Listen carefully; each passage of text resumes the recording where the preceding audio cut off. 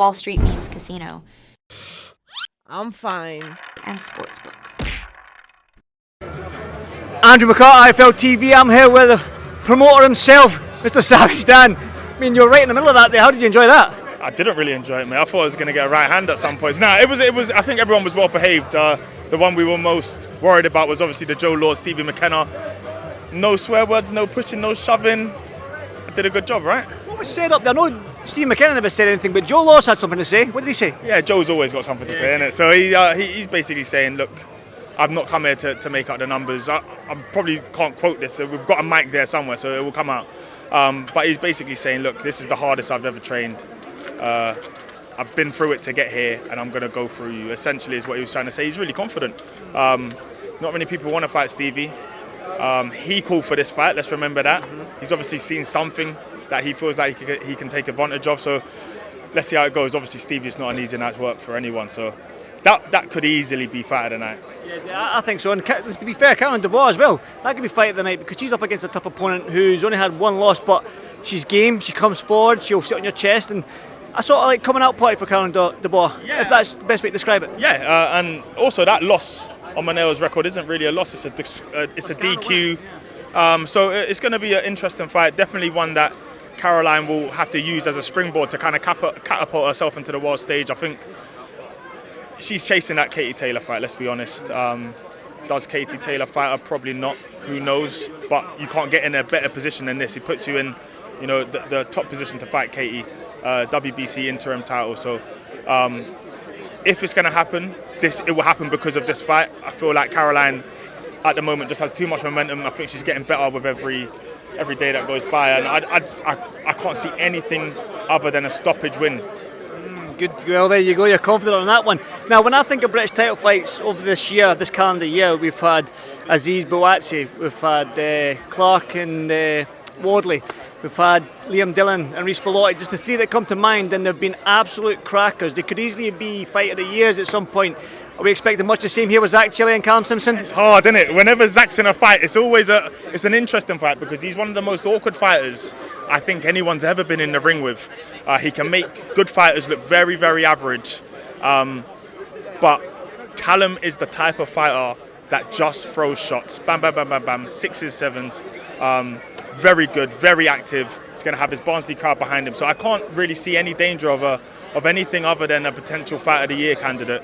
But I do feel like a lot of people are writing off Zach, maybe prematurely, have Callum as a favourite, but he's a very wide favourite with the bookies. I just wonder, if people have had a close enough look at Zach. He doesn't do things that are pretty, definitely doesn't look pretty in there, but it's effective, and he's won a lot of fights, and even some of the losses on his record perhaps shouldn't be there, and the draw, obviously, as well. So I think that is got all the ingredients to be a top fight.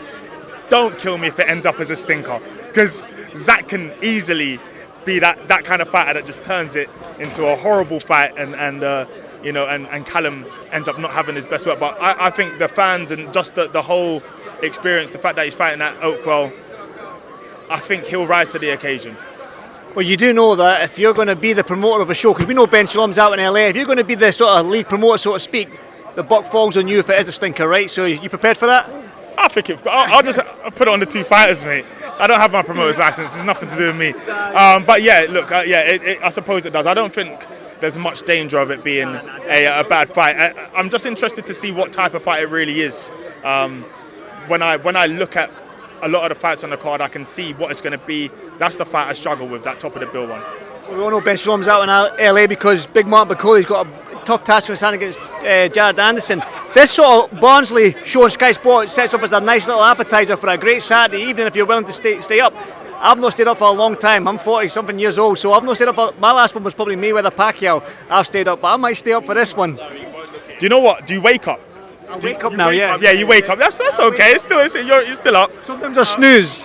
Yeah, it's hard. Without a night out, it's very hard to do all the way around the clock till 4:30. But yeah, it's a top card. Obviously, Ben. You know what? Knowing Ben, I thought he would have tried to do this and then quickly your private jetty all the way across. But yeah, look, it's going to be a top fight. I think Bakole, I called it when this fight was announced. I think he's going to have too much for Anderson. But we haven't seen enough of Anderson. I'm not sure if he's got what it takes to withstand kind of that onslaught. It's a physical onslaught that Bakole comes with. He throws 100 shots around, and it's just a very hard night's work. So I expect him. He's just a huge guy. Huge guy. I would not want to be in a ring with him. And I think he probably gets a late stoppage. I'll get your thoughts on the Crawford Madrimov fight, because I've asked everybody on this one now. We've been in boxing a long time, you and I, and we know that sometimes our favourite fighters, and Roy Jones Jr. and the likes, sometimes they carry on too long, or sometimes they step up to that weight division which is just a step too far. Terence Crawford's aiming for greatness. He's already a generational legend, if that's a word, if that's a phrase. But is this a step too far against somebody like Israel Madrimov with his pedigree in the amateurs and whatnot, or do you think this is going to suit Terence Crawford? No, I think it suits him. He obviously makes it so that weight is not an issue. You know, he's so cerebral, so skillful that he almost takes weight out of the equation. Madrimov is a very good fighter, very well schooled, but I don't think he's anything that Crawford hasn't seen before. He might be a little bit bigger and a little bit stronger, but as far as skill sets, I think he's seen it all. I wouldn't be surprised if Crawford gets a stoppage in that as well. I just think he's just too cute, you know, and there are some fighters that if you jump up to 154 and fight, in fact, you know what? I'm not sure who gives him a real challenge at 154 even then, because I just think he's too good. I think his 160 might be a step too far for him, but 154, I just think he's good enough to probably could unify that as well. That's insane when you do think about what Crawford's done in his career. But I will go back to this one final question. You've seen the turnout today, right? And this was just the way, and even at the press conference yesterday, it was packed. What are we expecting with that atmosphere tomorrow night? Well, we saw what the atmosphere was like here today. I think this is just a tiny, small sample. A lot of these people don't even have tickets for tomorrow. We're talking about a 48-hour sellout. I think it's going to be a brutal atmosphere in there for Zach Chelli. But luckily for Zach, I don't think he cares. I think he might use it to try and fuel his fire. But it's going to be an electric atmosphere in there. The sun's out. Weather's been good to us.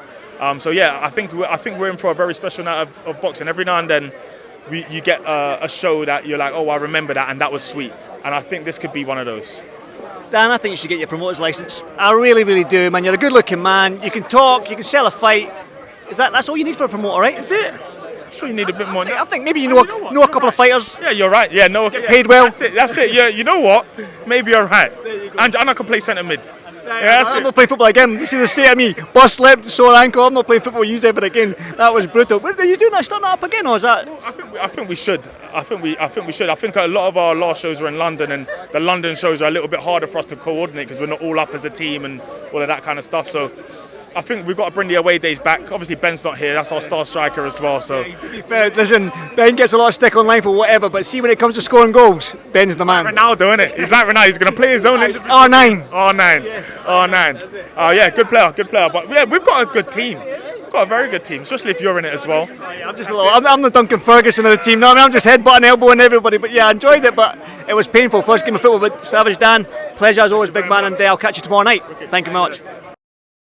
Wall Street Memes Casino I'm fine. and Sportsbook.